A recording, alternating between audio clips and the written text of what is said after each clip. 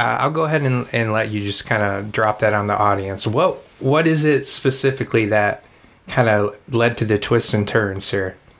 Okay, so I got in some legal troubles, back in 2018, and I knew there was going to be some ramifications to that. So I was, researching other things I could do to still use and get away with it, while drug testing and things like that. And every addict's dream. Yeah, we all do it. We're all, until we're ready to quit, it's always about how can I get around this obstacle? As opposed to change, it's what can I do to get away with it? Right, I know that thought didn't even cross my mind to just stop doing, you try to get help. It was, how can I still maintain this lifestyle while being in trouble with, with law? And then, so I did some research, and I found out that there's, a drug that's found just about everywhere.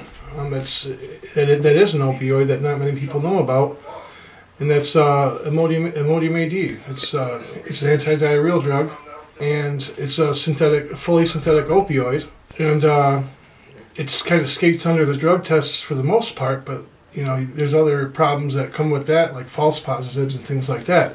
Go ahead. I mean, it's legal. Yeah, it's a legal high. It's a legal high, and my experience was very much, again, similar. I did my research online. You go to all the message boards, the Reddits and the Arrowwoods, and you find out, in some places, the Imodium is considered like poor man's methadone. So I think maybe the majority of people who will use it do so to quell withdrawal.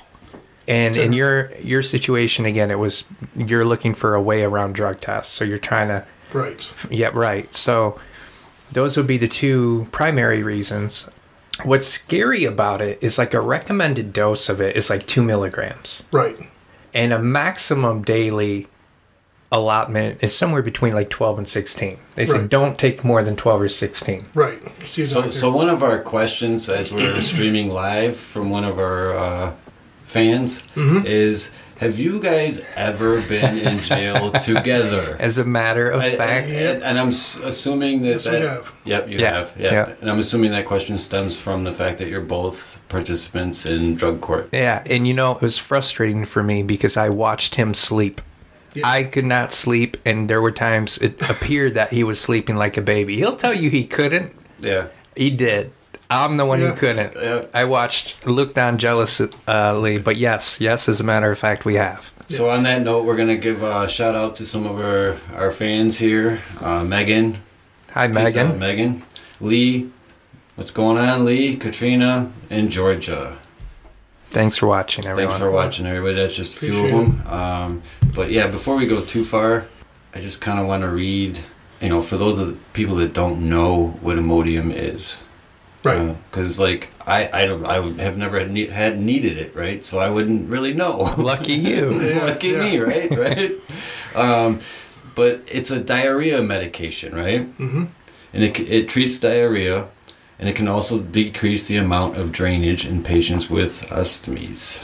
So that gives you an idea of what it is, and everybody knows you can get it over the counter. There's no prescription needed. There's no dealer needed. None of that. It's walk in any store and buy at will. Correct. It's fairly cheap.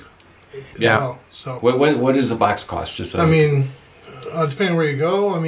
Like a box of like say 72 tablets you can pick up for $4 or $5. Wow. And there was a time though where you could get like 500 for like $5, like not that long ago. The price is going up like anything else with supply and demand, and what you're starting to see now is they're putting anti-theft devices on it because people are stealing it, so they know. Yes. They're figuring it out. They know. The society is catching up with us on this. Well, not only society, but just pharmaceutical companies have figured it out. Yeah. Supply and demand. They're probably dancing. They're probably happy. Like, hey, who knew? Let's look at this. Legal. Yeah. Mm-hmm. So we were talking about how like a maximum would be 12 to 16. You really have to take about 50 milligrams, in my experience, before you start feeling those analgesic effects, right? Yeah. Because it doesn't really cross the blood-brain barrier like a normal opioid does. So you kind of have to mega dose to overpower it, so some of it will cross. Exactly. You take so much of it that you just flood your body with it that you can't help but to catch a buzz, basically. Yeah, a small amount will cross. The trick with it is first-time users, you can die of a heart attack. Yes. It interferes with, like, the electrical system in your heart, right? Cause your heart to go into AFib. Like, yeah. It can be... So it's not something to fool around with. It's actually very dangerous. So we're not out, like, endorsing, like, hey, this is a great alternative. It's not a harm reduction thing. And I'm expressed, like, pro-harm reduction sentiment in the past when it comes to things like Suboxone, but not this. Don't toy with this. It's dangerous. I think we need to make that very clear at this point that a lot of people don't know, as we were talking about, they don't know that Imodium has that impact. A few of our listeners have